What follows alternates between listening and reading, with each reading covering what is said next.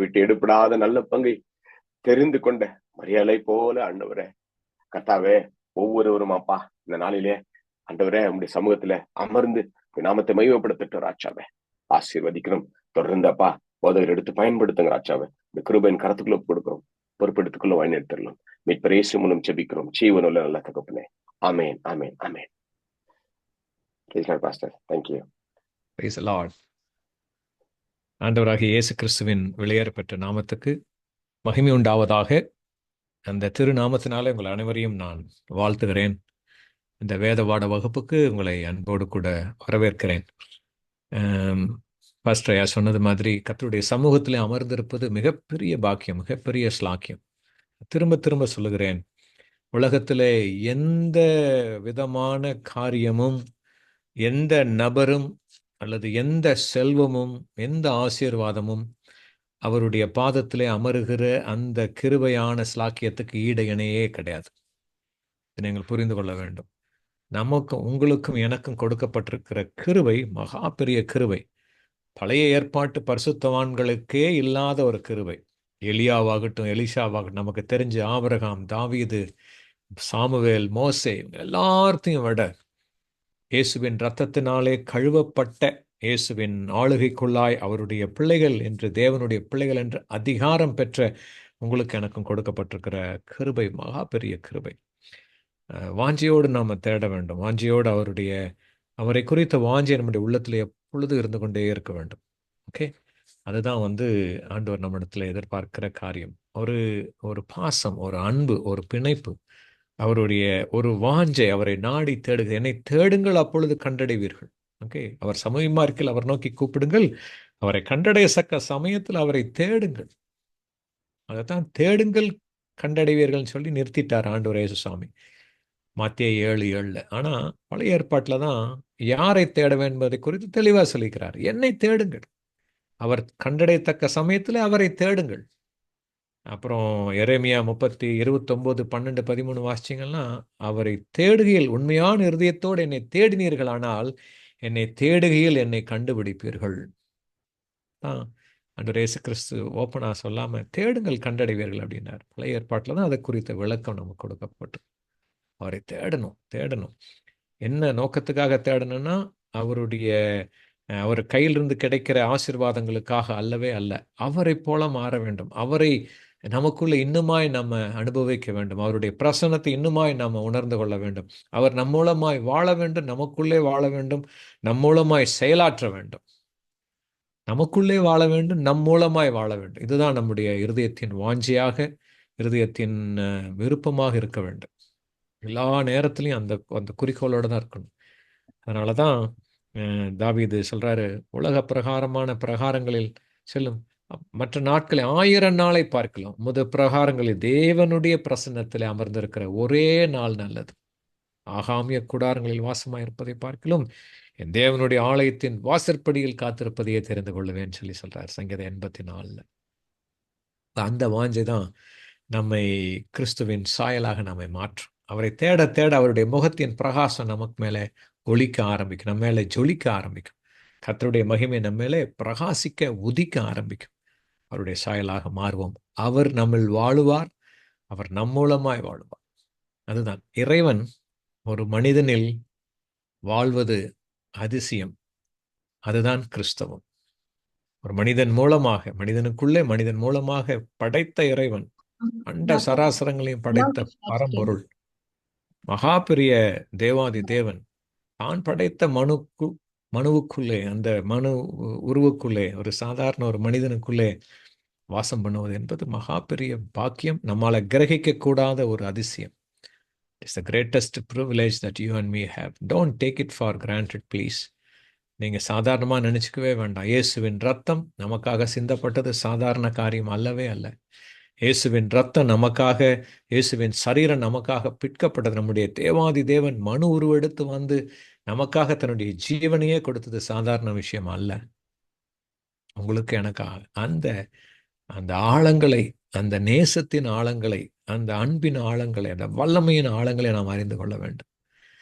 அவர் இருக்கிற வண்ணமாகவே நாம் இருக்கிறோம் வேதத்தில் எழுதியிருக்க 1 யோவான் 4:17. அவர் இருக்கிற வண்ணமாகவே நான் இருக்கணும்னா எப்படின்னு பார்த்துக்கோங்க. அவரை போலவே அப்போஸ்தலர் 10:38 சொல்ற மாதிரி அவர் நன்மை செய்கிறவராகவும் பிசாசின் பிடியில் அகப்பட்ட யாவரையும் குணமாக்குகிறவராகவும் சுற்றி திரிந்தார். எதனால? தேவன் அவருடனே கூட இருந்தபடியினால். எப்படி தேவன் அவரோடு கூட இருந்தார்? அவரை தேவன் பரிசுத்த ஆவியினாலும் வல்லமையினாலும் அபிஷேகம் பண்ணினார். நசரேயனாகிய இயேசு என்கிற மனிதனாக வந்த அவர், not talking about the great personality God, I'm talking about the Lord Jesus, a man. மனிதனாக உருவெடுக்கும் பொழுது அவர் அந்த உருவிலே அவர் உலாவின பொழுது அவர் காணக்கூடாத இறைவன் காணக்கூடிய விதமாக உலாவினார். அந்த மனித உடலிலே, அந்த மனித உருவிலே தேவன் பரிசுத்த ஆவியானவரை அபிஷேகத்தினால் நிரப்பினார், வல்லமையினால நிரப்பினார். தேவன், அதுதான் கீ, தேவன் அவரோட கூட இருந்தபடியால். அப்போ நீங்களும் நான் எப்படி இயேசுவை போல் இருக்க முடியும்? எப்படி அவர் இருக்கிற வண்ணமா இருக்க முடியும்னா, அவரால் நிறையப்பட்டவர்களாக இருக்கும் பொழுது நன்மை செய்கிறவர்களாக நாம் சுற்றி திரிவோம். பிசாசின் பிடியில, சாத்தானுடைய வலையில, தீய சக்தியின் வலையில சிக்கி தவிக்கிற மக்களை விடுதலை ஆக்குகிறவர்களாக நாம் என்ன செய்வோம்? இருப்போம். நாம் இருக்கிற இடம் விடுதலையின் இடமாக இருக்கும். நம்முடைய வாழ்வு விடுதலையின் வாழ்வாக இருக்கு. நம்முடைய குடும்பத்தில் விடுதலை இருக்கும். நம்முடைய சபைகளிலே விடுதலை இருக்கும். நம்முடைய வேலை ஸ்தலங்களிலே விடுதலை இருக்கும்.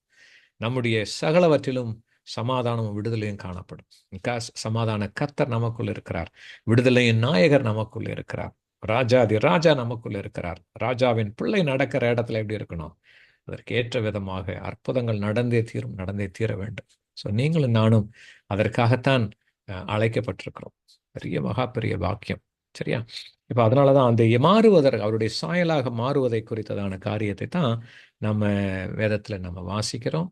வேதத்திலிருந்து நம்ம கற்றுக்கொள்கிறோம். எப்படி அவரை அறிந்து கொள்வது? அவருடைய வார்த்தையின் மூலமாக அறிந்து கொள்ள வேண்டும். எப்படி அறிந்து கொள்ளணும்? அவர் தன்னை குறித்து எழுதியிருக்கிற காரியங்கள், அவரை குறித்து எழுதியிருக்கிற காரியங்களை நம்ம தேடி வாசிக்க அந்த வசனங்கள் ஜீவனாயும் ஆவியாயும் நமக்குள்ளே கிரியை செய்யும் பொழுது நம்முடைய சாயல் கிறிஸ்துவின் சாயலாக மாறும். நம்முடைய வார்த்தைகள் மாறும், நம்முடைய வாழ்வு மாறும், நம்முடைய நடக்கைகள், செய்கைகள் மாற ஆரம்பிக்கும். பழைய உடன்படிக்கையிலிருந்து இயேசு கிறிஸ்துவை பற்றி நம்ம படித்து கொண்டு வருகிறோம். கடந்த 14 வாரங்களாக ஏசாயா எழுதின தீர்க்க தரிசன புஸ்தகத்திலிருந்து கிட்டத்தட்ட 2700 வருடங்களுக்கு முன்பாக எழுதப்பட்ட புத்தகம். 2700 years ago and 700 years before Jesus was born, this book was written. So 700 வருஷங்களுக்கு முன்பதாக, இயேசு கிறிஸ்து பிறப்பதற்கு 700 வருஷத்துக்கு முன்பதாகவே எழுதப்பட்ட ஒரு முன்னறிவிப்பு நூல், அதாவது தீர்க்க தரிசன நூல். தீர்க்க தரிசன நூலில் அவரை குறித்த காரியங்கள் எழுதப்பட்டிருக்கின்றன. அதைத்தான் நம்ம தேடி கண்டுபிடிச்சிட்டு இருக்கிறோம். அதில் என்ன கண்டுபிடிக்கிறோம் அப்படின்னாக்கா, நம்மை குறித்த உண்மைகள், நம்முடைய ஆண்டவரை குறித்த உண்மைகள், நம்மை குறித்த வெளிப்பாடுகள், ஆண்டவரை குறித்த வெளிப்பாடுகள் 2 நமக்கு வந்துக்கிட்டே இருக்கும். ஏன்னா நம்ம யாரு? கிறிஸ்துவின் சாயலாக இருக்கிறோம். கிறிஸ்து யாரு? தேவனுடைய சாயலாக இருக்கிறார். அப்போ நம்ம கிறிஸ்துவின் சாயலாக இருந்தால் நாம் யாரோட சாயலாக இருக்கிறோம்? தேவ சாயலாக இருக்கிறோம். தேவ சாயலாக நாம் உருவாக்கப்பட்டோம். அப்போ அவரை குறித்த அந்த தேவ மகத்துவத்தின் மேன்மைகளை நம்ம பகிர்ந்து கொள்ளலாம். அவரை குறித்ததான உயர்வுகள், அந்த மேன்மைகள், அந்த அற்புதங்கள், அடையாளங்கள், அவருடைய அதிசயங்களை குறித்து நாம் அறிந்து கொள்ளலாம். தேவத்துவத்தை குறித்து நாம் அறிந்து கொள்ளலாம். Godliness of the divinity of Lord Jesus Christ will be revealed more in the book, the Old Testament. சரியா? அப்போ நம்ம அப்படி பார்த்துட்டு இருக்கிறோம் இல்லையா? அதனால கடந்த வாரத்தில் 58 அதிகாரம் வரைக்கும் நாம் பார்த்தோம். இன்னொரு 6-8 அதிகாரம் இருக்கு. சரியா? ரொம்ப ஆச்சரியமான காரியங்கள், ரொம்ப அதிசயமான காரியங்கள் ஆண்டவர் ஆவியானவர் வெளிப்படுத்த நாம் அதை அறிந்து கொள்கிறோம். 58 அதிகாரத்தோட நாம் முடித்தோம். அதில் என்னத்தை குறித்து மிக முக்கியமாக பார்த்தோன்னா, உபவாசம், fasting. How it is special and different from the fasting mentioned in the other faith. மற்ற சமயங்களிலோ அல்லது மற்ற நம்பிக்கைகளிலோ சொல்லப்படுகிற உபவாசம் அல்லது ஃபாஸ்டிங் அல்லது விரதம் அல்லது நோன்பு, இதை போன்ற காரியங்களுக்கும் வேதத்திலே சொல்லப்பட்டிருக்கிற உபவாசத்திற்கும், அதாவது நீங்களும் நானும் செய்ய வேண்டிய உபவாசத்திற்கும் உரிய வித்தியாசத்தை நம்ம பார்த்தோம். உபவாசம் உடனிருந்து வாசம் செய்வது, to stay with the Lord, to stay in His presence, to live and dwell with Him, to be conformed to His image. So what we will do, first thing is, நம்மிடத்திலிருந்து அந்த ஆவிக்குரிய மாற்றம் வரும், அதற்கு பிறகு சரீர மாற்றம் வரும். ஆவிக்குரிய மாற்றம் ஆவிக்குரிய கட்டுகளை அறுக்கும், சரீர மாற்றம் சரீர பிரகாரமான பலன்களை கொடுக்கும். எந்த அளவுக்கு நாம் ஆவிக்குரிய காரியங்களை நோக்கி செல்கிறோமோ அதே அளவுக்கு மற்றவர்களுக்கு உதவி செய்கிற, ஏழைகளை ஆதரிக்கிற, விதவைகளை போஷிக்கிற, ஒன்றுமில்லாதவர்களுக்கு நம்முடைய கரங்களை தாராளமாய் நீட்டுகிற இந்த வாழ்வுக்கு நேராகத்தான் உபவாசம் கொண்டு செல்ல வேண்டும். இந்த வாழ்வைத்தான் ஆண்டவர் அவருக்கு உகந்த உபவாசம்னு சொல்றார். இது வல்லவோ எனக்கு உகந்த உபவாசம். சும்மா பட்டினி கிடக்கிறது, இல்லை முகத்தை வாடலாக வச்சுக்கிறது அல்ல. அவரை போல சிருஷ்டிக்கப்பட்ட மனிதனுக்கு, நம்மை போலவே இறைவனுடைய சாயலாக சிருஷ்டிக்கப்பட்ட பிற மனிதருக்கு உதவி செய்வதும், அவர்களுக்கு சேர்த்து கொள்வதும், அவர்களுக்கு சிறுமையானவர்களுக்கு நம்முடைய கைகளை மறைக்காமல் இருப்பதும் தான் தேவனுக்கு பிரியமான உபவாசம். ஓகே, இதெல்லாம் சொல்றதுக்காகத்தான் 58ஆம் அதிகாரம் 1 வசனத்துல சொல்றாரு, சத்தமிட்டு கூப்பிடு, அடக்கி கொள்ளாதே, எக்காலத்தை போல உன் சத்தத்தை உயர்த்து, என் ஜனத்துக்கு அவர்கள் மீறுதலையும் யாக்கோப்பின் வம்சத்தாருக்கு அவர்கள் பாவங்களையும் தெரிவி. மிக முக்கியமான கட்டளை ஒரு ஊழியக்காரனுக்கு அல்லது ஆண்டவருடைய பெயரை சொல்லி பிரசங்கம் பண்ணுகிற ஒரு நபருக்கு, அவரால் அழைக்கப்பட்டு அந்த ஊழியத்தை செய்கிற நபருக்கு கொடுக்கப்பட்டிருக்கிற கட்டளை, சத்தமிட்டு கூப்பிட்டு நீ யாரிடத்துல பேசுகிறாயோ அவர்களிடத்துல தவறுகளை சுட்டி காண்பி, அவர்களிடத்துல இருக்கிற குறைவுகளை சுட்டி காண்பி, அவர்களுக்கு எடுத்து சொல்லு அப்படிங்கிறாரு. கட்டாயமா சொல்லணும்னு சொல்றார். ஓகே, அவர்கள் மீறுதல், என் ஜனத்துக்கு அவர்கள் மீறுதலையும். உதாரணத்துக்கு நம்முடைய கிறிஸ்தவ போதகர்களை குறித்து நான் சொல்லுகிறேன். நம்முடைய சபைகளிலே கிறிஸ்தவர்கள் என்று அழைக்கப்படுகிற இந்த கூட்ட ஜனங்களுக்கு மத்தியிலே காணப்படுகிற மீறுதல்கள், காணப்படுகிற பாவங்கள், அவர்களுடைய அக்கிரமங்களை அவர்களுக்கு தெரிவிக்க வேண்டும். எப்படி தெரிவிக்கணும்னா, வேதத்தின் அடிப்படையிலிருந்து குறிப்பிட்டு ஒரு, it should not be a personal attack, it should be a godly exhortation. தேவனுக்கேற்ற ஒரு கடிந்து கொள்ளுதலாக அவர்கள் மீறுதலை அறிவிக்க வேண்டும். உதாரணத்துக்கு பார்த்தீங்கன்னா 1 கொரிந்தியர்ல கொரிந்தி சபையில் ஒரு காணப்பட்ட பாவத்தை குறித்து பவுல் எழுதுகிறார். 5ஆம் அதிகாரத்துல ஒரு விபச்சார பாவத்தை குறித்து, தன்னுடைய தகப்பனுடைய மனைவி இடத்துல தவறான காரியத்தை செய்த ஒரு மனிதனை குறித்து தெளிவாக சொல்கிறார். இப்படிப்பட்டவனுக்கு அவனை சபையிலிருந்து நீ விலக்கி வைக்க வேண்டும், அந்த கூட்டத்திலிருந்து அவனை வெளியே வைக்க வேண்டும், அவனோடு கலந்து கொள்ளாதே அப்படின்னு சொல்லி தெளிவாக செய்ய வேண்டிய காரியத்தை சொல்லுகிறார். ஓகே, இன்னும் நிறைய நீங்க பார்த்தீங்கன்னா பவுல் எழுதுகிற நிருபங்கள்ல அந்த சபைகளிலே கிறிஸ்தவர்கள் என்று அழைக்கப்பட்ட அந்த கூட்டத்தில் இருக்கிற எல்லா தவறுகளையும் அவர்கள் சுட்டி காண்பித்தார்கள். இன்றைக்கு இருக்கிற ஒரு பெரிய டிராபேக் என்னன்னு சொன்னாக்கா, மற்றவர்களுடைய குறைகளை சொல்ல, மற்றவர்களுடைய பாவங்களை குறைன்னு சொல்ல, பாவங்கள் குறை எல்லாத்துக்கும், பாவங்கள் என்பது துணிகரமாக செய்கிற பாவங்கள், துணிகரமாக தெரிந்து செய்கிற பாவங்கள், ரெண்டாவது தெரியாம செய்கிற பாவங்கள். இது ரெண்டையும் சொல்லணும். ஏன்னா அவங்களுக்கு சிலதை தெரியாது, இது தப்புன்னே தெரியாம செஞ்சுட்டு இருப்பாங்க. அது தவறு என்பதை சொல்லி காட்ட வேண்டும்.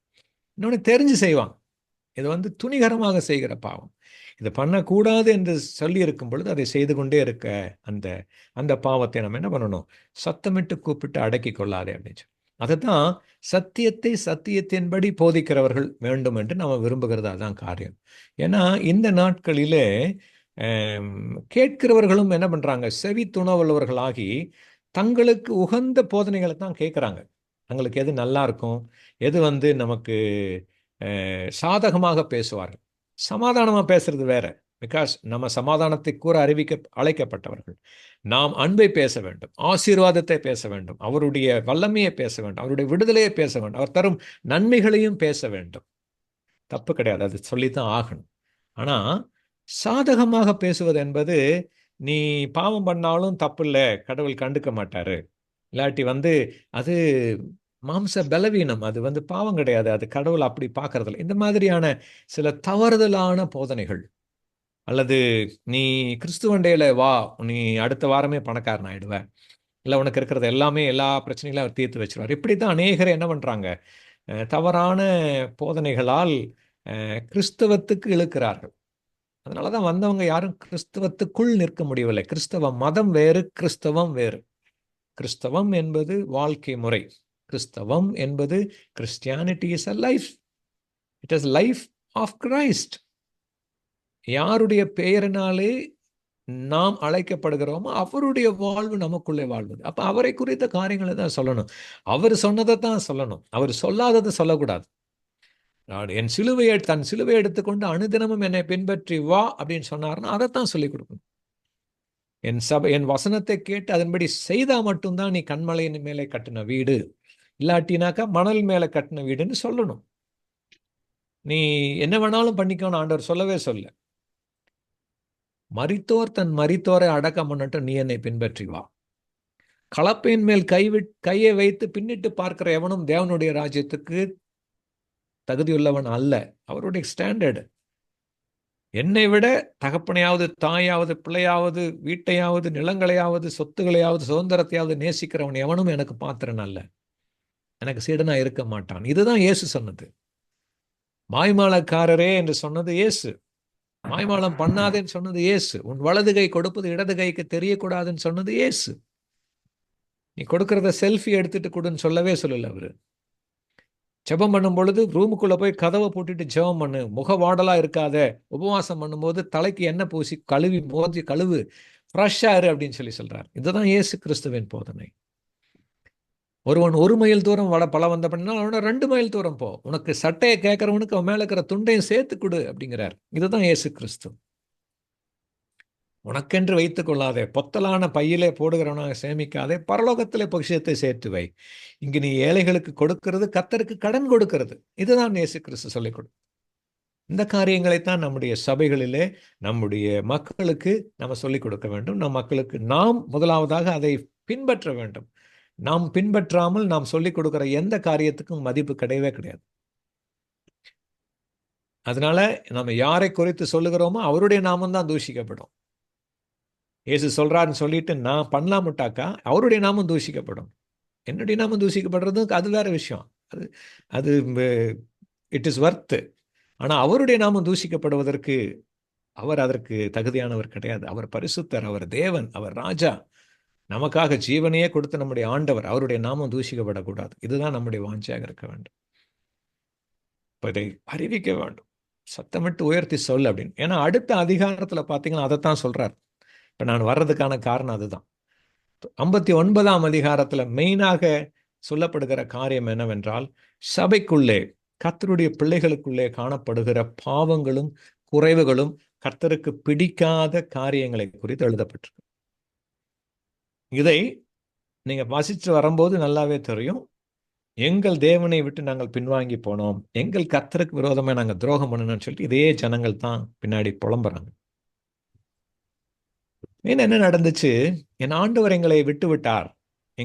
நாங்கள் தேடின ஆண்டவர், நாங்கள் எதற்காக தேடி வந்தோமோ அவர் எங்களை ரட்சிக்கவில்லை அப்படின்னு சொல்லி ஒரு சூழ்நிலை வந்தது.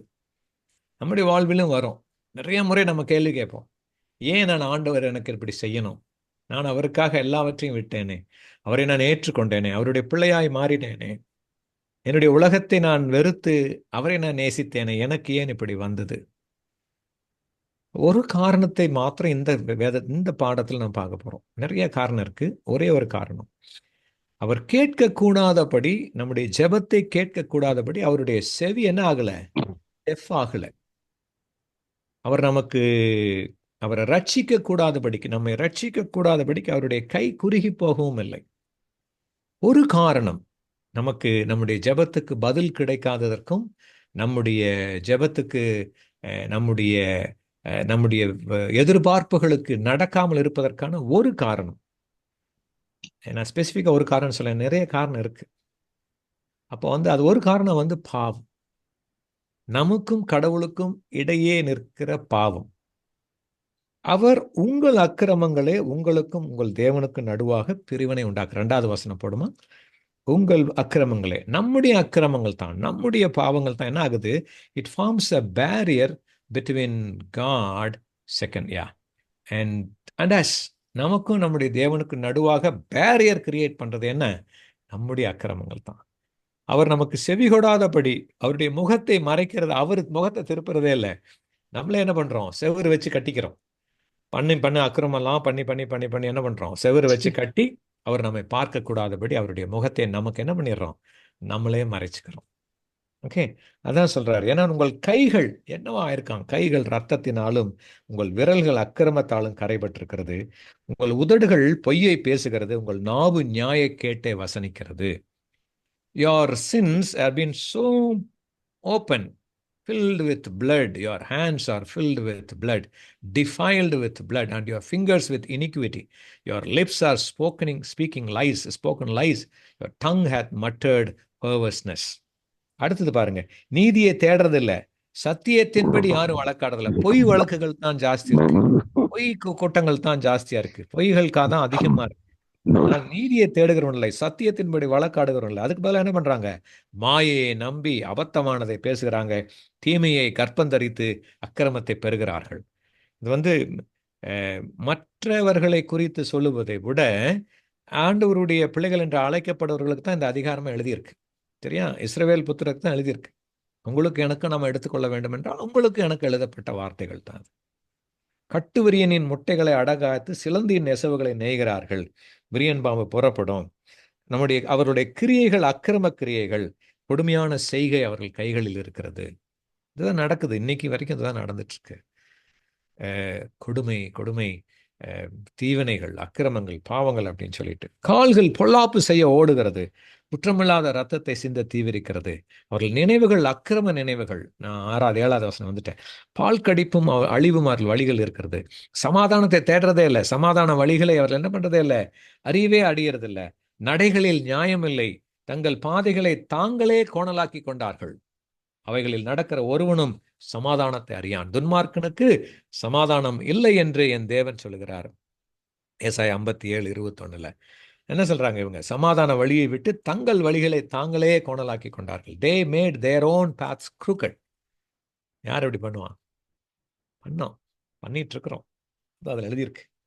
அப்போ அவைகள் நடக்கிற ஒருவனும், இந்த கோணலான வழிகளில் நடக்கிற ஒருவனும் சமாதானத்தை என்ன செய்ய மாட்டான்? அறிய மாட்டான். நியாயம் தூரமா இருக்கிறது. நீதி எங்களை தொடர்ந்து பிடிக்கவே பிடிக்காது. வெளிச்சத்துக்கு நாங்க காத்திருக்கிறோம், இருள் வந்திருக்கு. நீதிக்கு காத்திருக்கிறோம், அநீதி. பிரகாசத்துக்கு காத்திருந்தோம், அந்தகாரம், இருட்டு. பிரச்சனை ஏன் ஒளி வரவில்லை? நம்முடைய நடக்கைகளும் நாம் கோணலாக்கி கொண்ட பாதைகளும் என்ன செய்து விட்டது? நம்மை, அவருடைய முகத்தை மறைத்தது. அப்ப அவருடைய முகம்தான் ஒளி. ஒளி மறைச்சா என்ன ஆகும்? இருள் தான் வரும். ஒளி இருந்தா இருள் போயிடும். ஒளி இல்லைன்னா இருள் தான் இருக்கும். So the absence of light is darkness. The presence of light removes the darkness. அப்போ குருடரை போல சிவரை பிடித்து கண்ணில்லாதவர்களைப் போல தடவுகிறோம். இருளில் இடறுகிறது போல பட்ட பகலிலும் இடறுகிறோம். செத்தவர்களைப் போல பாலிடங்களில் இருக்கிறோம். This is the condition. This is the condition. கரடிகளைப் போல உருமி, புறாக்களைப் போல கூவி, நியாயத்துக்கு காத்திருந்தோம், நியாயத்தை காணோம், ரட்சிப்பு காத்திருந்தோம், அது எங்களுக்கு தூரமாயிற்று. ஏன்? எங்கள் மீறுதல்கள். 12வது வசனம். உமக்கு முன்பாக மிகுதியாயிருந்தது. எங்கள் பாவங்கள் எங்களுக்கு விரோதமாய் சாட்சி சொல்லுகிறது. யாரு நமக்கு சாட்சி சொல்றா எதிரா அப்படின்னாக்கா நம்முடைய பாவங்கள் தான், நம்முடைய அக்கிரமங்கள். our own iniquities, our own sins only, it is testifying against us. எங்கள் அக்கிரமங்களை நாங்கள் அறிந்திருக்கிறோம். கர்த்தருக்கு விரோதமாய் துரோகம் பண்ணணும். யாருக்கு விரோதமாய்? அந்த கெட்ட குமாரன், அந்த இளைய குமாரன் மனம் திரும்பும் பொழுது அவருக்கு தெரிஞ்சு கொண்ட முதல் வார்த்தை, தேவனே, நான் பரத்துக்கு விரோதமாகவும் உமக்கு முன்பாகவும் பாவம் செய்தேன். யாருக்கு விரோதமாய் துரோகம் பண்ணினேன்? என்னுடைய நண்பர்களுக்கு துரோகம் பண்ணினது, என்னுடைய தகப்பனுக்கு துரோகம் பண்ணினது, என்னை சார்ந்தவர்களுக்கு துரோகம் பண்ணினது எல்லாமே எங்க வருதான்? தேவனுக்கு விரோதமாய், பரத்துக்கு விரோதமாய் பாவம் செய்தேன், துரோகம் செய்தேன். அந்த கர்த்தருக்கு விரோதமாய் துரோகம் பண்ணினேன். பொய் பேசினோம், எங்கள் தேவனை விட்டு பின்வாங்கி போனோம். கொடுமையாகவும் கலகமாகவும் பேசினோம். கள்ள வார்த்தைகளை கர்ப்பந்தரித்தோம். இருதயத்திலிருந்து பிறந்த வார்த்தைகள் கள்ள வார்த்தைகள், பொய் வார்த்தைகள், கபடமான வார்த்தைகள். நியாயம் பின்னிட்டு அகன்றது, என நீதி தூரமாய் நின்றது.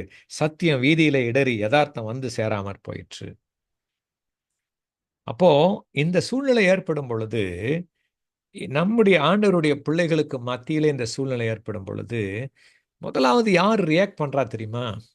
கடவுள் தான் ரியாக்ட் பண்ணுவார். கடவுள் தான் ரியாக்ட் பண்ணுவார். பரிசுத்த ஆவியானவர் தான் முதல் ரியாக்ட் பண்ணுவார். ரொம்ப நேரம் பார்த்துட்டே இருக்க மாட்டார். நம்ம பாட்டுக்கு விட்டுட்டே இருக்கிறோம் அப்படின்னு சொல்லி முதல் व्यसனப்படுவது அவர். அந்த கன்விக்ஷனை தான் நமக்குள்ள வைப்பார். நம்முடைய இருதயம் விசனப்படும். சரியா? நீ பண்ண தப்புன்னு உணர வைப்பார். சத்தியம் தள்ளுபடி ஆயிற்று, பொல்லாப்பை விட்டு விலகுகிறவன் கொள்ளையாகிறான், இதை கர்த்தர் பார்த்து நியாயமில்லை என்று விசனமுள்ளவரானார். யார் விசனப்பட்டாங்க? கர்த்தர் விசனப்பட்டார். ஒருவரும் இல்லை என்று கண்டு விண்ணப்பம் பண்ணுகிறவன் இல்லை என்று ஆச்சரியப்பட்டார். அப்போ என்ன தேவை இந்த சபையிலே அல்லது இந்த ஜனங்களுக்கு மத்தியில என்ன தேவைன்னு பார்த்தீங்கன்னா, விண்ணப்பம் பண்ணுகிறவர்கள் வேண்டும். 16ஆம் வசனத்துல விண்ணப்பம் பண்ணுகிறவன் இல்லை என்று கண்டு ஆச்சரியப்பட்டார். Lord was so surprised sort of. No man, and he wondered that was no intercessor. No intercessor. நான் எப்பவுமே சொல்லுவேன், எந்த ஒரு சபை கூடுகைக்கும் மிக மிக முக்கியமான காரியம் ஜெப வீரர்கள், ஜெப வீராங்கனைகள். You should have a prayer army. Every church, every congregation should have prayer army. A group of prayer intercessors.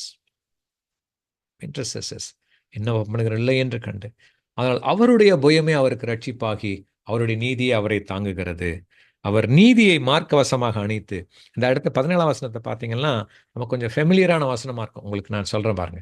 நீதியை மார்க்கவசமாக அணித்து, ரட்சிப்பென்னும் தலைசீராவை தம்முடைய சிரசிலே தரித்து, நீதி சரிக்கட்டுதல் என்னும் வஸ்திரங்களை உடுப்பாக உடுத்து, வைராக்கத்தை சால்வையாக போர்த்து கொண்டார்.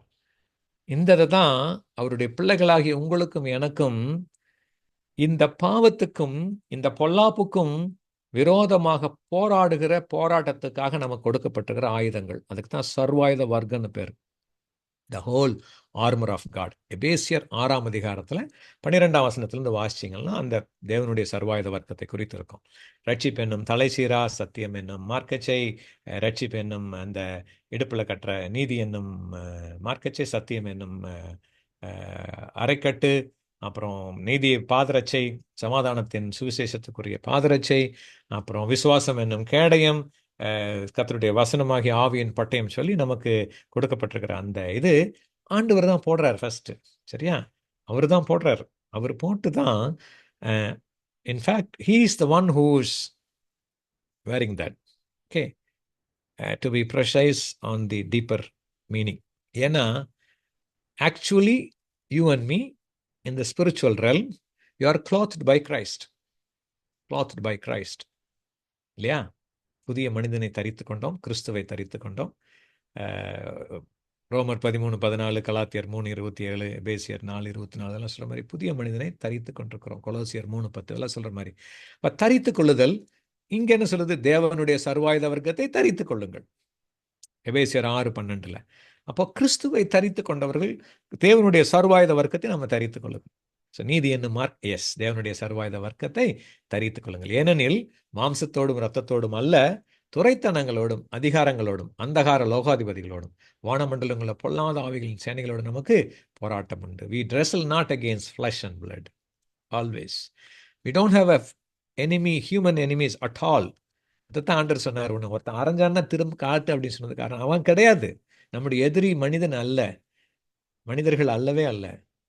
மனிதர்களுக்கு பின்னாக இருந்து செயல்படுகிற அந்தகார சக்திகள், அந்தகார லோகாதிபதிகள், பொறாமையை கொண்டு வருகிற, வெறிச்சலை கொண்டு வருகிற, வெறுப்பை கொண்டு வருகிற, கோபத்தை கொண்டு வருகிற, கொலைவரியை கொண்டு வருகிற, விபச்சார எண்ணத்தை கொண்டு வருகிற, இச்சையை கொண்டு வருகிற பொல்லாத ஆவிகளின் சேனைகள்.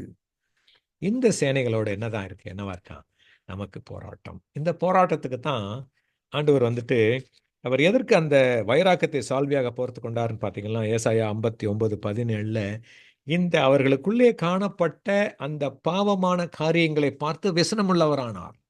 அதை பார்த்து அவர் வைராக்கத்தை உடுத்து கொண்டார். அப்பதான் அந்த எதிரான போராட்டம் எதற்கு? மனிதர்களுக்கு எதிராக அல்ல, அதற்கு பின்னாடி இருந்து செயல்படுகிற அந்தகார சக்திகளின் கூட்டங்களுக்கு விரோதமான போராட்டம். அதனாலதான் உங்களுக்கு எனக்கு அதே தான் நம்ம அவர் தரிச்சிருச்சுக்கிறாரு. நமக்கு அதே தான், same thing he is putting as also, clothing as with. சரியா? நீங்க அது பார்த்தீங்கன்னா தெரியும். இப்போ கிரியைகளுக்கு தக்க பலனை அளிப்பார், தம்முடைய சத்துருக்கள் இடத்துல உக்கரத்தை சரி கட்டி தம்முடைய பகைஞருக்கு தக்க பலனையும் தீவுகளுக்கு தக்க பலனையும் சரி கட்டுவார்.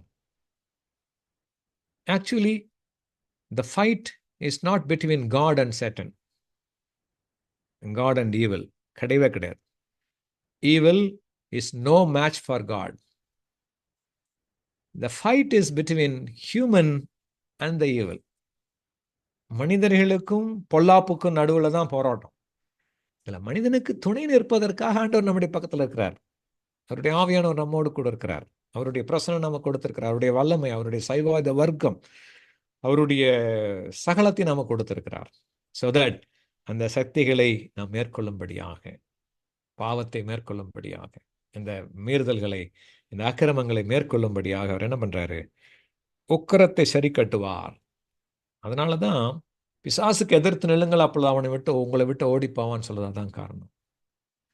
The anger should be, God's anger should be against the evil one which is troubling his people. உங்களுக்கும் எனக்கும் நம்ம குடும்பத்தில் நம்முடைய காரியங்களையும் கிரியை செய்கிற பொல்லாத அந்தகார சக்திகளின் மேலே நமக்கு ஒரு விடுதலை இல்லை, ஒரு வெற்றி இல்லை. ஏன்னாக்கா we have not covered with the armor of God. Means we have not right with the Lord first of all. அதனால தான் இந்த பாவத்தை குறித்தான இந்த அதிகாரம் முழுக்க சொல்லியிருக்கு.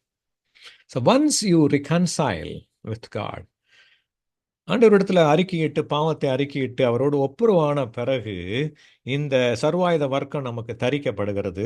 தரிக்கப்பட்டதை நாம் உணர்கிறோம், அறிந்து கொள்ளுகிறோம். அப்பொழுது ஜெபிக்கிற ஜெபம், அப்பொழுது அவருடைய வல்லமை வெளிப்படுவது மகத்தான வல்லமையாக வெளிப்படும். பிசாசு என்ன செய்வான்? அந்தகார சக்தி என்ன செய்யும்? ஓடி போகும். அப்பதான் சொல்றார் அடுத்த வசனத்துல, வெள்ளம் போல சத்துரு வரும் பொழுது கர்த்தருடைய ஆவியானவர் அவனுக்கு விரோதமாய் கொடியேற்றுவார். ரைட்? மனித சத்துரு கிடையாது, இது ஆவிக்குரிய சத்துரு. It is not a human enemies, it's a spiritual enemy.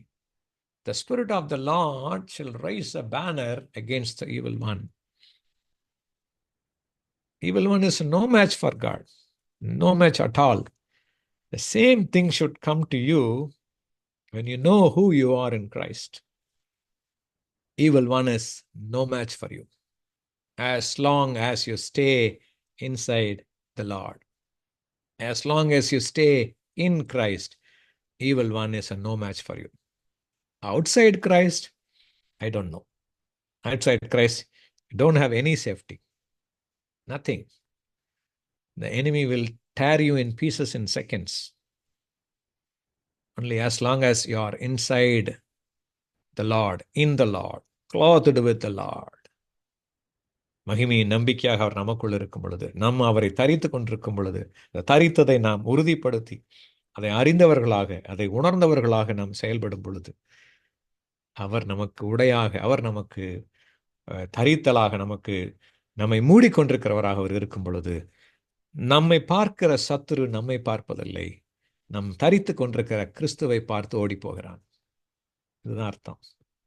அதனாலதான் சில தேவ மனிதர்கள் சில இடங்களுக்கு போனாலே அங்க இருக்கிற அந்தகார சக்திகள் அலறும். ஐயோ, சாமி வந்துருச்சு, கிறிஸ்து வந்துட்டாரு, கிறிஸ்தவம் வந்துட்டாங்கன்னு சொல்லி நீங்க நிறைய இடத்துல கேள்விப்பட்டிருப்பீங்க. எனக்கு மேலான ஒரு பெரிய சக்தி இருக்கு அப்படின்ட்டு. ஏன்? நாம் செல்லும் பொழுது நமக்குள்ளே இருக்கிற இயேசு கிறிஸ்து, மகிமையின் நம்பிக்கையான தேவன், நாம் தரித்து கொண்டிருக்கிற இயேசு கிறிஸ்து, சர்வாயுத வர்க்கத்தினால் நிறைந்தவராகிய ஆண்டவராக இயேசு கிறிஸ்து, மகிமையின் ராஜாவை பார்க்கும் பொழுது, உன்னதமான தேவனுடைய குமாரனே, உமக்கும் எனக்கும் என்ன? காலத்துக்கு முன்னே நீங்கள் உபத்திரப்படுத்துவா வந்தீர் என்று ஓடிப்போன லேகியோனை போல நமக்கு எதிராக நிற்கிற பொல்லாத சக்திகளை ஆவியானவர் கொடியேற்றுவார். ஓடிவிடும். He will run away. சத்ருவுக்கும் நமக்கும் சம்பந்தமே இல்லை. உலகத்தில் இருக்கிறவனிலும் உங்களில் இருக்கிறவர் பெரியவர். இது காலண்டர்ல எழுதி வைக்கிறதுக்கு இல்லை, தினம் பார்த்து சொல்றதுக்கு இல்லை. உங்களுடைய வாழ்விலே ஒவ்வொரு நிமிடமும் அபியாசப்படுத்த வேண்டிய practical verse is this verse. உலகத்தில் இருக்கிறவனிலும் உங்களில் இருக்கிறவர் பெரியவர். உலகத்தில் இருக்கிறவங்கிறது மற்ற மனிதர்களை குறித்து அல்ல, மனிதர்களுக்கு விரோதமாக போராடி கொண்டிருக்கிற அந்தகார சக்தி. மீட்பர் சூரியன் அஸ்தமிக்கும் திசை தொடங்கி அவர் நாமத்துக்கும், சூரியன் உதிக்கும் திசை தொடங்கி அவருடைய மகிமைக்கும் பயப்படுவார்கள். ஈஸ்ட் டு வெஸ்ட், கிழக்குக்கும் மேற்குக்கும், கிழக்கிலிருந்து அவருடைய மகிமைக்கு, மேற்கிலிருந்து அவருடைய நாமத்துக்கு. The name and the glory of God. The name carries the glory. The name is equivalent of God's glory. அவருடைய நாமமும் அவருடைய மகிமையும் ஒன்று. உம்முடைய நாமத்தை எனக்கு அறிவிக்க வேண்டும் என்று சொல்லும் பொழுது, என் நாமத்தை நீ கேட்பானேன், அது அதிசயம். It is a wonder, it is a mystery. அப்பொழுது அதிசயம் விளங்கினது. அக்கினி ஜுவாலை பற்றி எறிந்தது, அதில் ஏறி போனார் இருக்கும் நியாயாதிபதிகள்ல. மகிமை, அவருடைய நாமம் மகிமை. அவருடைய நாமம் நமக்கு தரிக்கப்பட்டிருக்கிறது. அவருடைய மகிமை நம்மேல இருக்கிறது. இயேசு கிறிஸ்துவின் நாமத்துக்குரிய மகிமை உலகம் முழுவதும் பயப்படும். ஏன் இல்லைன்னா, பிகாஸ் அந்த நாமத்தை தரித்தவர்கள் அந்த நாமத்துக்குரிய மகிமையை செலுத்தாததினாலே, அந்த நாமத்துக்கு ஏற்ற விதமாக வாழாததினாலே, அந்த நாமம் became a dormant name for people who have not believed in it. But the name is never dormant. The name is never powerless. The name is never without effect. The name of Jesus Christ of Nazareth. The name above every other name. இயேசுன்னு சொல்லலாம், ஈசான்னு சொல்லலாம், ஈசன்னு சொல்லலாம், இயேசுவான்னு சொல்லலாம், எகோஷுவான்னு சொல்லலாம், என்ன வேணாலும் பேர் சொல்லிக்கிட்டோம். மனிதனாக வந்த இறைவன், அவருடைய நாமம். மனிதனாக வந்து வாழ்ந்து தன்னுடைய இரத்தத்தை சிந்தி ஜீவனை கொடுத்து மரித்து மரணத்தை ஜெயித்து உயிரோடு எழுந்த அந்த ஈசனுடைய நாமம், அந்த தேவனுடைய நாமம். அந்த நாமத்துக்கு முழுவதும் பயப்படுவார்கள். அவர் என்ன பண்ணுவார்? சியோனுக்கு வருவார், யாக்கோபிலே மீறுதலை விட்டு திரும்புகிறவர்களுக்கு வருவார் என்று கர்த்தர் சொல்லுகிறார். இந்த மீட்பர்னு சொல்றது வந்து இயேசுவை குறித்ததான தீர்க்க தரிசனம். 20ஆம் வசனத்தில் இருக்கிற வசனம். 20 சங்கீதம், ஏசாயா 59:20 மீட்பர், the redeemer shall come to Zion. எங்க வருவார்? நமக்கு வருவார், சபைக்கு வருவார், ஆண்டவருடைய பிள்ளைகளுக்குள்ளே வருவார், மீறுதலை விட்டு திரும்புகிறவர்களுக்கு வருவார். யாக்கோபிலே மீறுதலை விட்டு திரும்புகிறார். யாக்கோப்னு சொல்லும் பொழுது அவருடைய தெரிந்து கொள்ளப்பட்ட ஜனம், ஆவிக்குரிய இஸ்ரவேலர் என்று சொல்லப்படுகிற கிறிஸ்தவர்கள், நம்முடைய காரியத்துக்கு அவர் வருவார். the redeemer shall come. வரும்பொழுது அப்பொழுது ஒரு பெரிய மிக முக்கியமான ஒரு உண்மை நமக்கு புலப்படும், ஒரு சத்தியம் நமக்கு வெளியாகும். என்ன சத்தியம்னா, அவருடைய ஆவியானவரும் அவருடைய வார்த்தையை நம்ம விட்டு விலகவே விலகாது. அதனால தான் I always insisting on the word and the spirit, the word and the spirit, the word the Lord Jesus Christ, the spirit the Holy Spirit. Okay, அடுத்த வசனத்தில் பார்த்தீங்களா, உன்மேல் இருக்கிற என் ஆவியும். யார் மேலே? இந்த அவரிடத்துல திரும்பி வந்த அவருடைய பிள்ளைகள், அவருடைய பிரசனத்தை உணர்ந்து கொண்ட அவருடைய ஜனம், தங்களுடைய மீறுதல்களை விட்டு அவருக்கு முன்பாக மனங்கசந்து அழுது அறிக்கை செய்து வந்தாங்க இல்லையா? கர்த்தருக்கு விரோதமாய் துரோகம் பண்ணினோன்னு புலம்புனாங்கல்ல 13ஆம் வசனத்துல. இந்த ஜனத்துக்கு கர்த்தர் கொடுக்கிற வாக்கு தத்துவம், உன் மேல் இருக்கிற என் ஆவியானவர், என் மேல் இருக்கிற என் ஆவியானவர், உன் வாயில் அருளிய என் வார்த்தைகள், என்னுடைய வார்த்தைகள் இது என்ன செய்வதில்லை?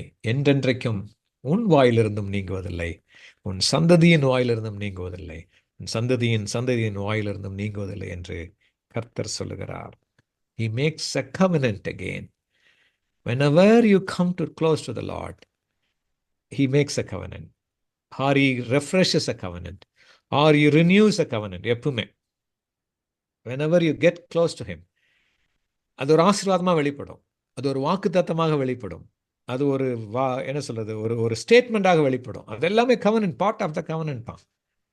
He renews His covenant, He remembers His covenant, He restores His covenant, and He restitutes His covenant to us. Part of the covenant, everything. அதான் வாக்குத்தத்தம், பிளஸ்ஸிங், ஆசீர்வாதம், அவருடைய வாக்கு, அவருடைய அறிவிப்பு, இது எல்லாமே வந்து இந்த உடன்படிக்கையோட ஒரு பாகம்தான்.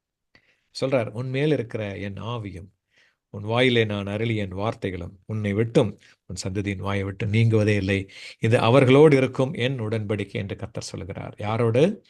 யாரெல்லாம் அந்த ஆண்டவருக்கும் அவர்களுக்கும் நடுவில் இருக்கிற அந்த செவற்றை உடைத்து திரும்ப வந்தார்களோ, யாரெல்லாம் தங்களுடைய கர்த்தருக்கு விரோதமாய் பாவம் செய்தோம் என்று அழுது கர்த்தரை விட்டு விலகி போனோம், கர்த்தருக்கு விரோதமாய் துரோகம் பண்ணினோம், பொய் பேசினோம், எங்கள் தேவனை விட்டு நாங்கள் பின்வாங்கி போனோம், கொடுமையாய் கலகமா பண்ணோம், கள்ள வார்த்தைகளை கற்பம் தரித்தோம், இருதயத்திலிருந்து கள்ள வார்த்தைகளை பிறப்பித்தோம் சொல்லி புலம்பி அழுது ஒரு இடத்தமாய் திரும்பிய இந்த ஜனக்கூட்டத்துக்கு கர்த்தர் சொல்லுகிற உடன்படிக்கை உங்களுக்கு எனக்கு.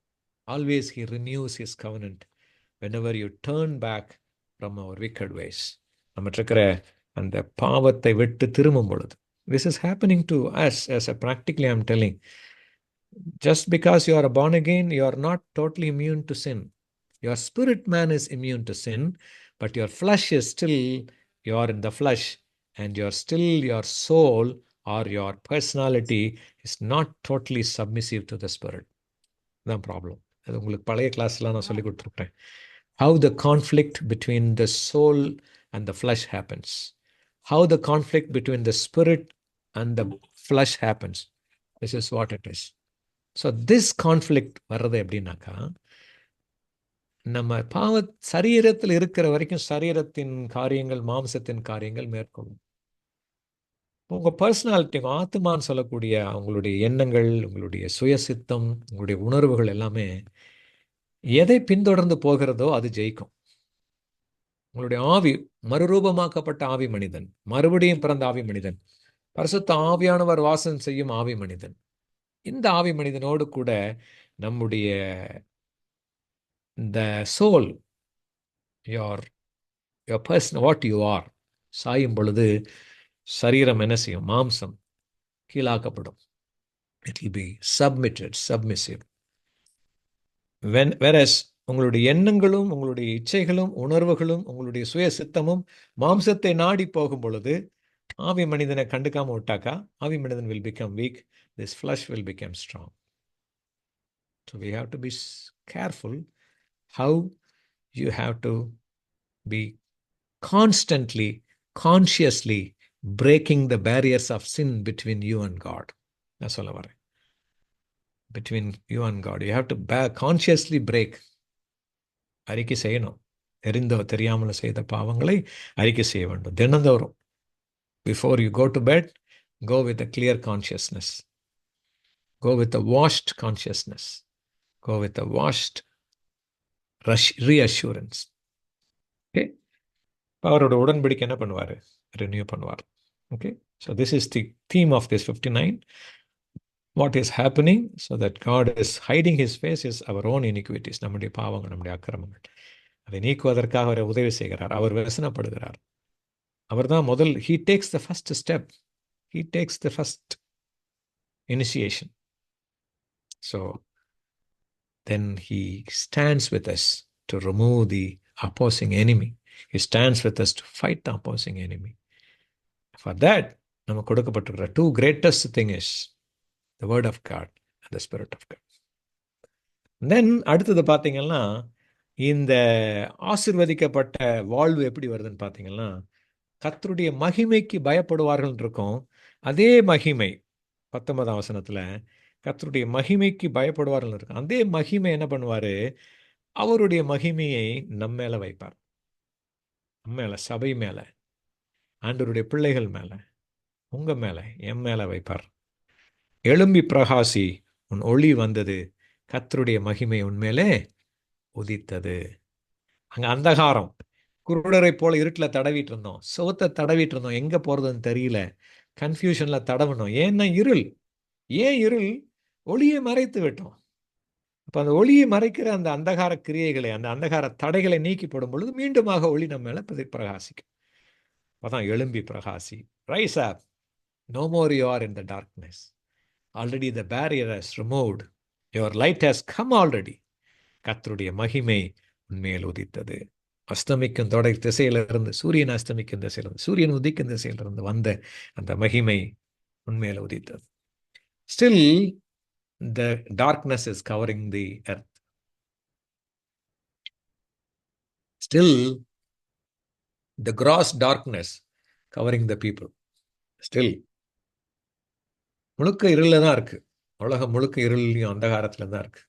பாவ இருள், சாப இருள், வியாதியின் இருள், பிசாசின் பிடியாகிய இருள், பெருமையாகிய இருள், அதிகார வெறி, பல காரியங்கள் இருளாக இருக்கு.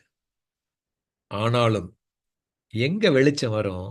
யார் மேலே கர்த்தர் உதிக்கிறாரோ அந்த இடத்துல வெளிச்சம் வரும். புதிய ஏற்பாட்டில் எழுதியிருக்கல, உலகத்திலே வந்து எந்த மனுஷனையும் பிரகாசிக்கிற ஒளியே அந்த மெய்யான ஒளி. யோவான் 1:5-6-7.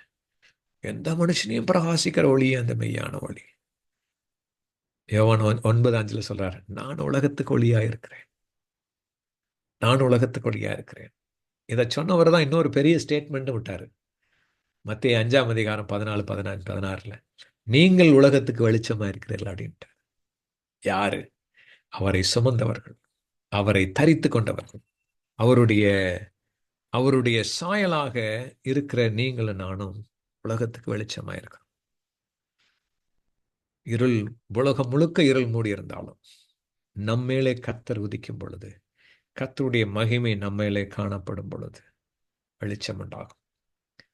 நம்மை பார்க்கிறவர்கள் வெளிச்சத்தை பார்க்க வேண்டும். நாம் போகிற இடத்திலே வெளிச்சம் பிரகாசிக்க வேண்டும். ஏனென்றால் நாம் வெளிச்சத்தை சுமந்து செல்கிறவர்கள். நாம் வெளிச்சத்தின் பிள்ளைகள். நீங்களும் நானும் வெளிச்சத்தின் பிள்ளைகள். இந்த வெளிச்சத்தை பார்த்து தான் இருட்டில் இருக்கிற எல்லா ஜனங்களும் வருவார்கள்.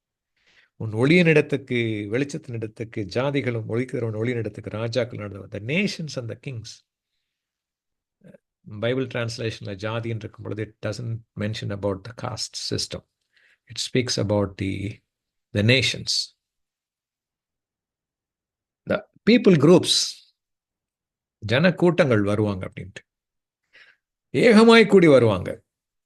குமாரர் உன் குமாரத்திலும் பக்கத்துல வருவாங்க. உன் இருதயமே அதிசயப்பட்டு பூரிக்கும். எப்படி நான் ஒன்றும் இல்லாமல் இருந்தனே, இது எப்படி இதெல்லாம் வந்துச்சு? நானும் இருட்டில் இருந்தனே. காரணம் என்ன? நம்ம மேலே ஒதிக்கிற கர்த்தருடைய ஒளி. இதுதான் சபை கொடுத்திருக்கிற மகிமை. First thing what happens is he renews our being, and after renewing us he manifests the glory to the outside. அதுதான் அடுத்த அதிகாரம் 61. இதுல நம்மளுது first he makes you as a holy temple. இது அதில் தான் அதில் இருக்கும். என் மகிமையின் ஆலயத்தை நான் மகிமைப்படுத்துவேன். 7ஆம் வசனத்துல, கேதாரின் ஆடுகள்லாம் உன்னிடத்துல சேர்க்கப்படும், எல்லா கெடாக்களும் உன்னை சேவித்து அங்கீகரிக்கப்பட்டதா என் மலிவின் எடுத்துமேறு. இது உன்னைன்னு வரதெல்லாம் it is not just a individual, it is speaking about the body of Christ. Okay, again that includes you.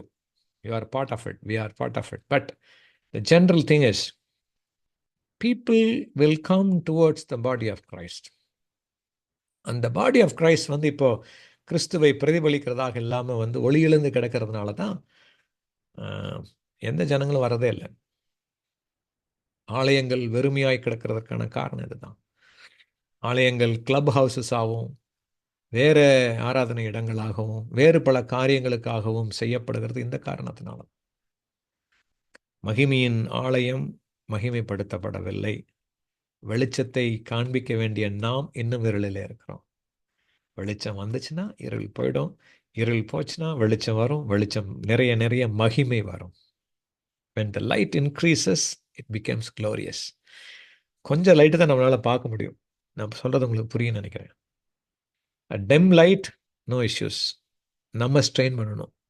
கொஞ்சம் லைட் இன்க்ரீஸ் ஆச்சுன்னா ரொம்ப கிளியரா இருக்கும்.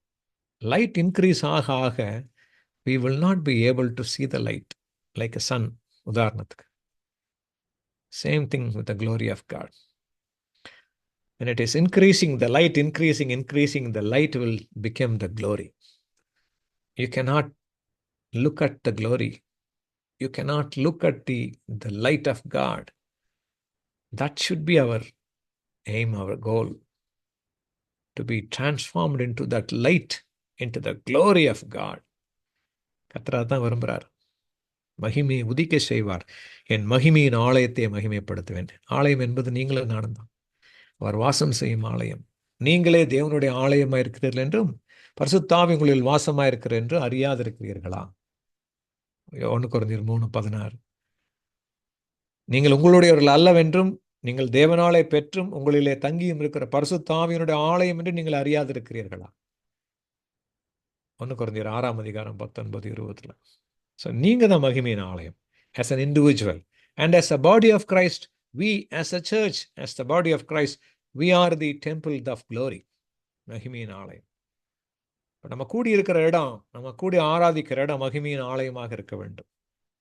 ஜனங்கள் தேடி வருகிற இடமாக, சமாதானத்தை, சந்தோஷத்தை, ஆண்டவருடைய ஆசீர்வாதத்தை, ஆண்டவருடைய விடுதலையை, ஆண்டவருடைய வெளிச்சத்தை தேடி வருகிறதாக இருக்க வேண்டும். இப்போ வந்து பார்க்குற ஜனங்களுக்கு அவர்களுக்கு விடுதலையும் கிடைக்க வேண்டும். அவர்கள் அந்த விடுதலையை தந்த ஒளியை தாங்களும் பெற்றுக்கொள்ளும்படியாய் அவர்களை ஒளியினிடத்தில் நடத்தவும் வேண்டும். அதுக்கு தான் நம்மளை மகிமைப்படுத்தி இருக்கிறார்.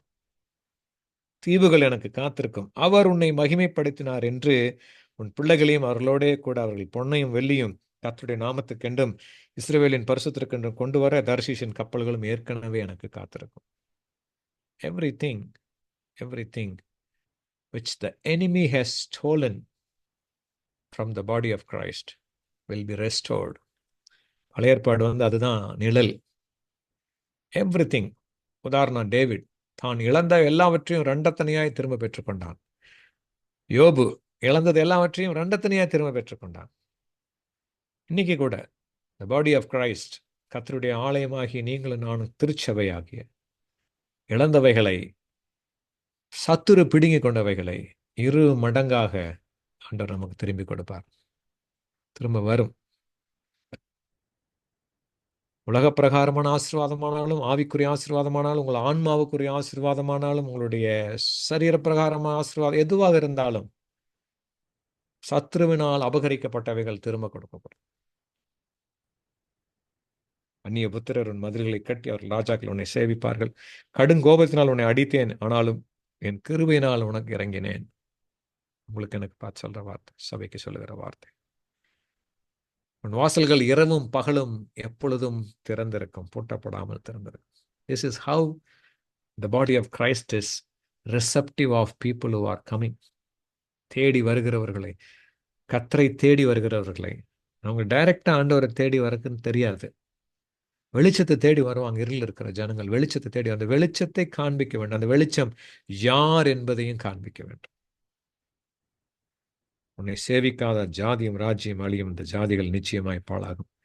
என் பரிசுத்த ஸ்தானத்தை சிங்காரிக்கும்படி லீபனோனின் மகிமையும் தேவதாரு விருட்சங்களும் என்ன புன்னை மரங்கள் எல்லா மரங்களும் உன்னிடத்தில் கொண்டு வரப்படும். என் பாத ஸ்தானத்தை மகிமைப்படுத்துவேன், என் மகிமையின் ஆழத்தை மகிமைப்படுத்துவேன். 7ஆம் வசனத்தில் இருக்கும். 13ஆம் வசனத்தில் என் பாத ஸ்தானத்தை மகிமைப்படுத்துவேன். I will glorify my footstool, my place where I walk. Where he walks. He walks among the churches. வெளிப்படுத்தின விசேஷம் 1ஆம் அதிகாரம் கடைசி வசனத்துல பாத்தீங்கன்னா, குத்து விளக்குகளுக்குள்ளே உலாவுகிறவர், 7 பொன் குத்து விளக்கு மத்தியிலே உலாவிக் கொண்டிருக்கிறவர். வெளிப்படுத்தல் 2ஆம் அதிகாரம் 1ஆம் வசனம். 20ஆம் வசனத்துல, முதல் அதிகாரம் 20ஆம் வசனத்துல அந்த 7 குத்து விளக்குகளும் 7 சபைகளாம். சபைகளுக்குள்ளே உலாவுகிறவர். அதுதான் அவருடைய பாதஸ்தானத்துக்கு அர்த்தம். அவருடைய பாதஸ்தானம், அவருடைய பாதங்கள் உலாவுகிற இடம். நீங்க சுவிசேஷங்கள்ல வாசிச்சீங்கன்னா அவருடைய பாதங்கள் குறித்து சில இடங்கள்ல மேன்மையாக எழுதப்பட்டிருக்கும். அதை நீங்க கவனமா வாசிக்கணும். லூக்கா 7ஆம் அதிகாரம் கடைசி வசனங்கள்ல அந்த சகோதரி அந்த ஸ்திரீ அவருடைய பாதங்களை தன்னுடைய கண்ணீரால் கழுவி தன்னுடைய தலைமயிரினால் துடைத்து பரிமள தைலத்தை பூசுவாங்க. லூக்கா 10ஆம் அதிகாரம் கடைசி வசனத்துல மரியாள் என்ன பண்ணுவாங்க, அவருடைய பாதத்துல அமர்ந்து அவருடைய வசனத்தை, வார்த்தைகளை கேட்டுட்டு இருப்பாங்க. லூக்கா 11ஆம் அதிகாரத்துல மரியாளும் மார்த்தாலும் லாசரு மரித்த பிறகு மார்த்தாள் ஓடி சொல்லுவாங்க, ஆண்டவரே நீர் இங்க இருந்திருந்தேனால என் சகோதரன் மரிக்க மாட்டான். அதே வார்த்தை தான். மரியாளும் ஓடி அதே வார்த்தை தான் சொல்லுவாங்க. அதே வார்த்தை, சேம் வேர்ட்ஸ். பைபிள்ல தமிழ் வார்த்தையில அதே வார்த்தை தான் ரிப்பீட் பண்ணிருக்கும். ஒரே ஒரு டிஃபரன்ஸ், மரியாள் அவர் பாதத்திலே விழுந்து அப்படின்னு இருக்கும். யோவான் 11ஆம் அதிகாரத்துல இந்த பாதங்களை குறித்து நீங்க தியானித்தவன் என்றால், வெண்கல பாதங்களை உடையவர், துளக்கப்பட்ட வெண்கலம் போன்ற பாதங்களை உடையவர். வெளிப்படுத்தல் 1ஆம் அதிகாரம் 15ஆம் வசனமும், தானியேல் 10ஆம் அதிகாரம் அங்கேயும் அந்த மனுஷகுமாரனை பற்றி எழுதியிருக்கும். அவருடைய பாதங்கள் துளக்கப்பட்ட வெண்கலம் போல இருந்தது அப்படின்னு சொல்லியிருக்கு. தானியேல் 10 வெண்கல நிறம், 6ஆம் வசனம். அவருடைய கால்கள் துளக்கப்பட்ட வெண்கல நிறத்தை போலவும் இருந்தது அப்படின்ட்டு. தேவனுடைய தேவகுமாரனுடைய பாதங்கள் உலாவுகிற ஸ்தலமாக, ஸ்தானமாக இந்த ஆலயம் இருக்க வேண்டும். நாம் கூடி வருகிற ஆலயம் இருக்க வேண்டும்.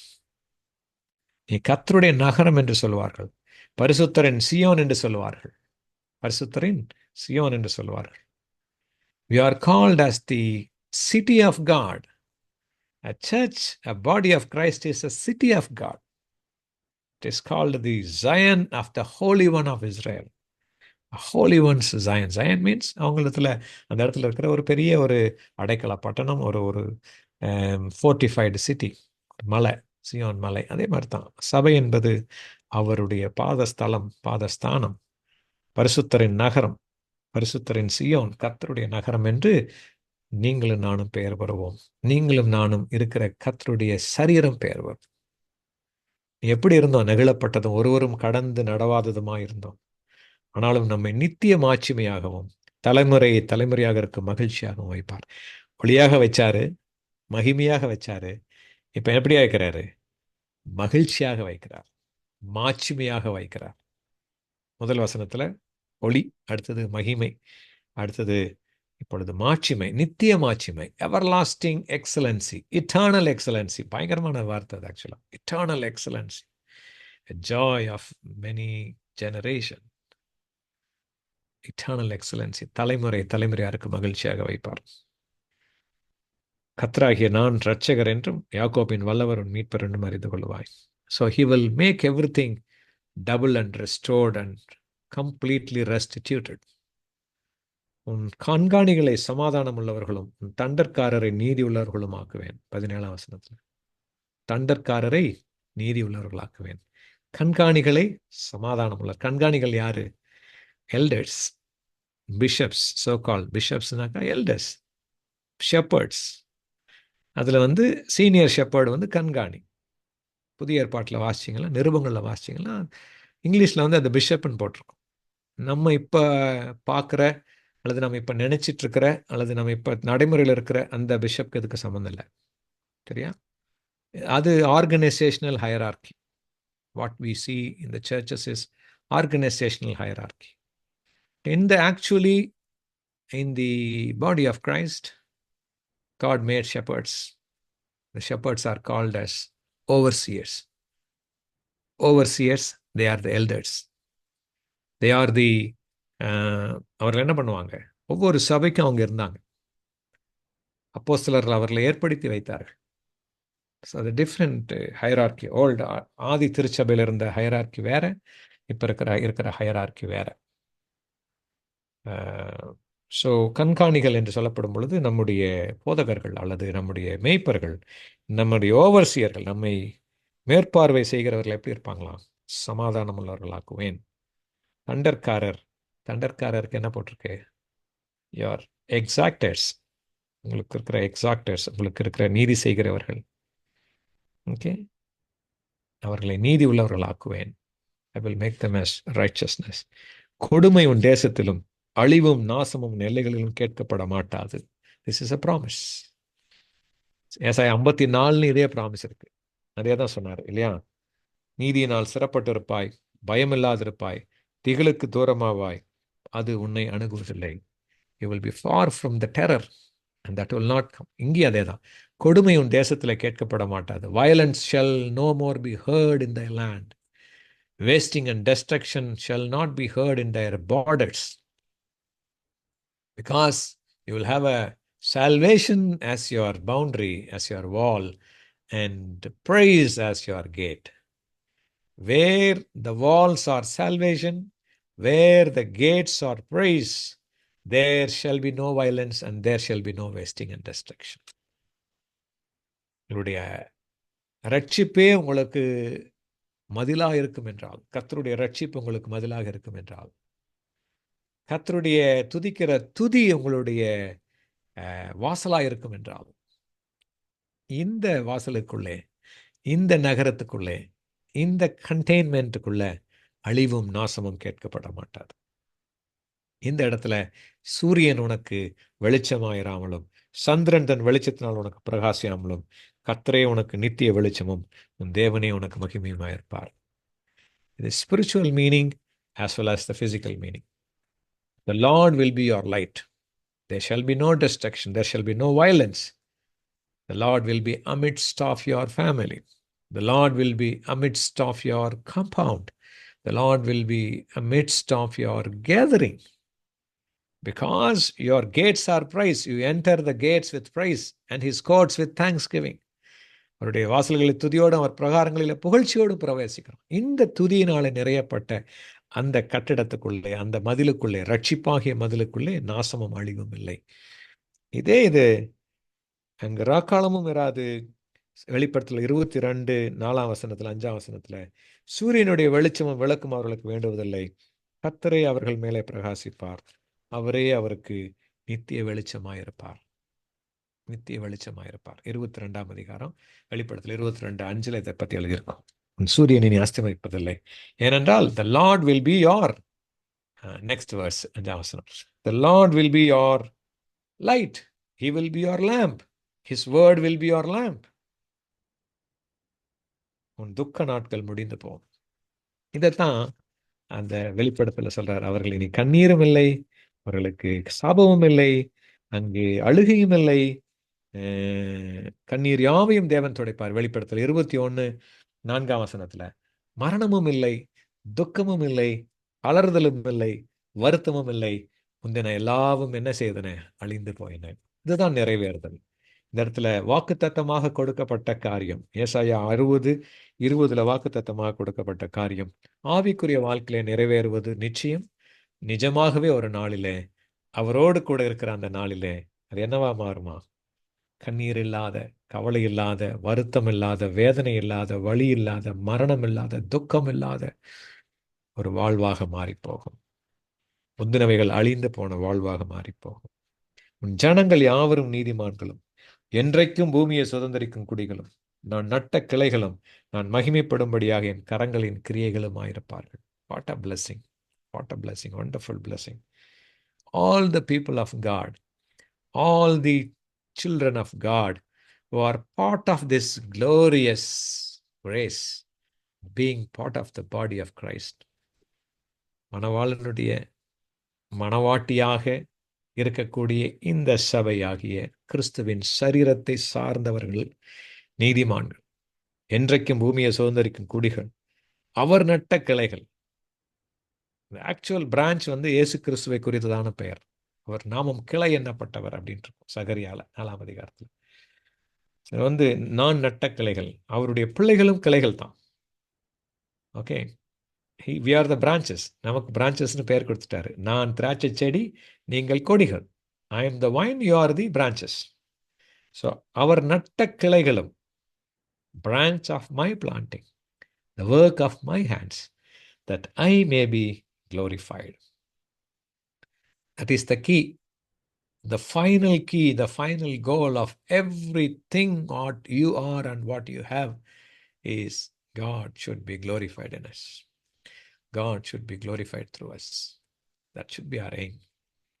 என் பிதா என்னில் மகிமைப்பட வேண்டும், என் ஆண்டவர் என்னில் மகிமைப்பட வேண்டும், என் கர்த்தர் என் மூலமாக மகிமைப்பட வேண்டும். நான் அல்ல, அவரே. அவர் பெருக வேண்டும், நான் சிறுக வேண்டும். அவர் பெருக வேண்டும், நான் சிறுக வேண்டும். இதுதான் நம்முடைய வாஞ்சியாக இருக்க வேண்டும். இதுதான் நமக்குள்ளே நடைபெறுகிற மகிமை. This thing. There was a problem with the sin. Once that இந்த இருள் நீங்கி போய் வெளிச்சம் உதிக்க உதிக்க மகிமை பிரகாசிக்க பிரகாசிக்க கர்த்தரே நித்திய வெளிச்சமா இருப்பாரு. கர்த்தரே அவர்களுக்குள்ள இருப்பாரு. சுற்றி salvation will be the surrounding wall. சூழ்ந்திருக்கிற மதிலாக ஆண்டவருடைய வசனமே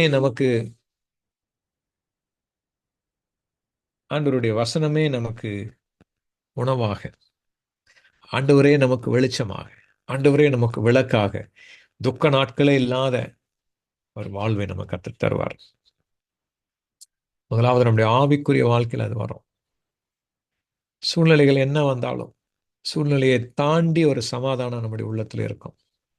It is God given peace. The whole thing will be raging. Whole sea will be raging. But Jesus was sleeping on the boat which was shaking. That is the peace of God. The whole prison was guarded. Next day morning he is going to be killed. But Peter was sleeping amidst of the soldiers. That is the peace of God. And the whole ship was wrecked. Shipwreck was there.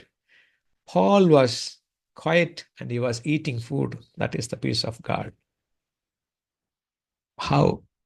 when salvation is your fort, and praise is your gate, and the Lord is your light, and His word is your lamp, the Spirit of God is your banner, and the word which He has proclaimed is in your mouth.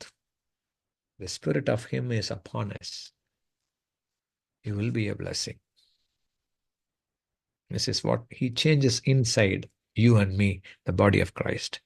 அடுத்த அதிகாரத்தில் இந்த அபிஷேகிக்கப்பட்ட, இந்த ஆசீர்வதிக்கப்பட்ட, இந்த இறைவனால் ஆட்கொள்ளப்பட்ட இந்த வாழ்விலிருந்து மற்றவர்களுக்கு உண்டாகிற ஆசீர்வாதத்தை குறித்து அடுத்த வாரம் பார்க்கலாம். Always God's blessings doesn't stop in one place. It is not, you are not just called to be blessed, you are called to be a blessing. நீ ஆசீர்வதிக்கப்பட மாத்திரம் அல்ல, நீ ஆசீர்வாதமாய் இருப்பதற்கும் அழைக்கப்பட்டிருக்கிறாய். Called to be a blessing. That is the actual aim. எல்லாம் எனக்கு வந்தா போதும், எனக்கு ஆண்டவர் ஆசீர்வதிக்கணும், எல்லாம் எனக்கு கிடைக்கணும்ட்டு இல்லை. உன் மூலமாக, நம் மூலமாக அந்த ஆசீர்வாதம் மற்றவர்களுக்கு கடந்து போக வேண்டும். சின்னவன் 1000 சிறியவன் பலத்த ஜாதியுமாவான். கர்த்தராகிய நான் ஏற்ற காலத்திலே தீவிரமாய் நடப்பேன். It is the Lord will do that. It is the Lord who does it. அவர் தான் செய்யறது. எவ்ரிதிங் ஒரு ஸ்டேஜில் உங்களுக்கு புரிய ஆரம்பிக்கும். It is not me, it is him. நான் அல்ல, அவரே எனக்குள் பிழைத்திருக்கிறார். அந்த அனுபவம், இந்த statement of Paul in Galatians 2:20 should be the statement of every one of you, every one of us. கிறிஸ்துவுடனே கூட சிலுவையில் அறையப்பட்டேன், ஆயினும் பிழைத்திருக்கிறேன். நான் அல்ல, அவரே எனக்குள் பிழைத்திருக்கிறார். இப்பொழுது நான் மாம்சத்தில் பிழைத்திருக்கிறதோ, என்னில் அன்பு கூர்ந்து எனக்காக தம்மைத்தாமே ஒப்பு கொடுத்த தேவகுமாரனை பற்றும் விசுவாசத்தினாலே பிழைத்திருக்கிறேன். This is the life of Christ in you. The life in Christ of you. நீங்கள் கிறிஸ்துவில் வாழ்கிற வாழ்க்கை, கிறிஸ்து உங்களில் வாழ்கிற வாழ்க்கை, உங்கள் மூலமாக வாழ்கிற வாழ்க்கை தான் கிறிஸ்தவ வாழ்க்கை. கர்த்தராகிய தேவன் இதை ஏற்ற காலத்திலே தீவிரமாய் நடப்பிப்பார். ஒப்பு கொடுக்க வேண்டியது உங்களுடைய கடமை, என்னுடைய கடமை. We have to submit, we have to surrender, we have to obey, obedient, and we have to be available so that the Lord will do everything in us and through us. மூலமாக நடப்பிப்பார். வருகிற நாட்களிலே உலகம் கர்த்தருடைய மகிமையை உங்கள் மூலமாக, என் மூலமாக காண வேண்டும். கர்த்தருடைய வெளிச்சத்தை இருளிலே இருக்கிற ஜனங்கள் பெரிய வெளிச்சத்தை கண்டார்கள் என்று ஆண்டவர் இயேசு கிறிஸ்து வந்த பொழுது அறிவிக்கப்பட்ட அதே காரியம் இயேசு கிறிஸ்து நமக்குள்ளே வாழ்ந்து கொண்டிருக்கிற இந்த நாட்களிலும் காணப்பட வேண்டும். மரண இருளின் தேசத்தில் இருக்கிறவர்கள் மேலே வெளிச்சம் பிரகாசித்தது. எசாயா 9:2. கர்த்தருடைய வெளிச்சம் நமக்குள்ள பிரகாசிக்க வேண்டும். நீங்களும் நானும் கர்த்தருடைய வெளிச்சமாக இருக்க வேண்டும். கர்த்தர் உங்களை ஆசீர்வதிப்பாராக. அடுத்த வாரத்தில் மீண்டுமாக சந்திப்போம். God bless you. Thank you so much. Praise Lord. Thank you, Pastor. Thank you so much, Pastor. எல்லாரும் கண்களை மூடி நாம் ஜெபிப்போம். மகா கிருபையும் இரக்கமும் நிறைந்த நல்ல தகப்பனே, இந்த நல்ல நாளுக்காக உமக்கு நன்றி அப்பா. இம்மட்டுமாய் நீர் எங்களோடு கூட உங்களுடைய தாசன் மூலமாக பேசினதுக்காக உமக்கு நன்றி தகப்பனே. ஆமா ஆண்டவரே, நாங்கள் உண்மை போல ஆண்டவரே இந்த உலகத்துல ஒளி வீசுகிற பிள்ளைகளாய், அநேகருக்கு வெளிச்சத்தை காட்டுகிற பிள்ளைகளாய், அநேகரை உங்களுடைய வெளிச்ச தண்டையில கொண்டு வர பிள்ளைகளாய் நாங்கள் அர்ப்பணிக்கிறோம் தகப்பனே. இந்த நாளிலே இணைந்த ஆண்டவரே இதில் பங்கு பெற்ற ஒவ்வொரு குடும்பங்களையும், தனிநபர்களையும் கூட நாங்கள் ஆசீர்வதிக்கிறோம் அப்பா. தொடர்ந்து ஒவ்வொருவரும் ஆண்டவரே உண்மையோடும் உத்தமத்தோடும் முழு இதயத்தோடும் நம்முடைய பாதத்தில் வந்து அமர்ந்து நம்முடைய வார்த்தையை ஆண்டவரே விரும்பி கற்றுக்கொள்ள ஒவ்வொருவருக்கும் அந்த தாகத்தை கொடுங்க ராஜாவை. ஊழியம் செய்த ஒவ்வொருவரையும் நாளை நாங்கள் ஆசீர்வதிக்கிறோம் தகப்பனே. முக்கியமாக ஆண்டவரே போதகரையும் போதகருடைய குடும்பத்தையும் இயேசு நாமத்துல நாங்கள் சபையாய் ஆசீர்வதிக்கிறோம் தகப்பனே. ஆமாப்பா, மகன் ஆண்டவரே, மகனுக்கு இருக்கிற அப்பா உலக பிரகாரமான வேலையின் மத்தியிலும் கூட ஆண்டவரே உண்மை உத்தமமாய் உடைய வார்த்தையை அப்பா ஒவ்வொரு வாரமும் அப்பா ஆண்டவரே எங்களுக்கு அப்பா அற்புதமாய், ஆச்சரியவிதமாய், ஆண்டவரே அதிசய விதமாய் உங்களுடைய வழிநடத்துதலின் பிரகாரமாயப்பா எங்களுக்கு போதித்து வருகிற மகனையும் குடும்பத்தையும் நாங்கள் இருதயத்தின் ஆழத்திலிருந்து ஆசீர்வதிக்கிறோம் அப்பா. சுகபலன் ஜீவனோடு அப்பா போதருடைய குடும்பங்களும் ஆண்டவர் ஆசீர்வாதமாக அநேக ஜாதிகளுக்கு அப்பா அந்த குடும்பங்கள் ஆசீர்வாதமாக இருக்கும்படியா நாங்கள் வாழ்த்தி ஆசீர்வதிக்கிறோம். தொடர்ந்து உங்களுடைய பிரசன்னம் எங்கள் ஒவ்வொருவரோடு கூட இருப்பதாக ஆசீர்வாதியும் பொறுப்படுத்திக் கொள்ளும். மீட்பரேசு மூலம் ஜெபிக்கிறோம் ஜீவனுள்ள நல்ல தகப்பனே. ஆமேன், ஆமேன், ஆமேன். இந்த கர்த்தராகிய இயேசு கிறிஸ்துவினுடைய கிருபையும் பிதாவாகிய தேவனுடைய அன்பும் பரிசுத்தருடைய அந்யுன்ய ஐக்கியமும் வழிநடத்துதலும் சமாதானமும் சந்தோஷமும் என்றும் என்றும் கர்த்தராகிய இயேசு கிறிஸ்து மத்திய ஆகாயத்துல வரப்போற நாள் பரியந்தமும் நம்மோடு கூட தங்கி தாபரிப்பதாக. ஆமேன், ஆமேன், ஆமேன். Praise lord pastor. Praise Lord.